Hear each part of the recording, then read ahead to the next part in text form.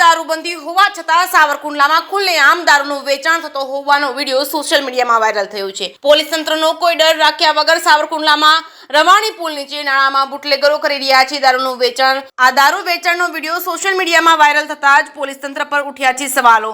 આ દારૂના વેચાણ કોના નેજા હેઠળ ધમધમી રહ્યા છે? કેમ આ બુટલેગરો સામે પોલીસ તંત્ર એક્શન કેમ નથી લેતું? સાવરકુંડલાનો આ મુખ્ય વિસ્તાર છે। આ પુલ ઉપરથી શાળા અને કોલેજના મોટા વિદ્યાર્થીઓ પસાર થતા હોય છે। યુવાધન બરબાદી તરફ ખેંચાય તેવી પરિવારજનોમાં ચિંતા સતાવી રહી છે। શું સાવરકુંડલા પોલીસને ખબર નહીં હોય કે શું, કે પછી કોઈ મીઠી નજર તળે ચાલુ છે? આ દારૂના અડ્ડા ખુલ્લેઆમ ચાલતા હોય તેવી લોકમુખે ચર્ચા જાગી છે। શું સાવરકુંડલાના લોકલાડીલા ધારાસભ્ય આ બાબતે જાણ છે કે પછી અજાણ? અને જો આ અહેવાલ પ્રસિદ્ધ થતાની સાથે જ કેટલા દિવસમાં સાવરકુંડલામાં ચાલતા દારૂના હાટડા બંધ થાય તે હવે જોવું રહ્યું। જેકેએસ ન્યૂઝ ગુજરાતી આ વાયરલ વિડીયોની પુષ્ટિ કરતું નથી।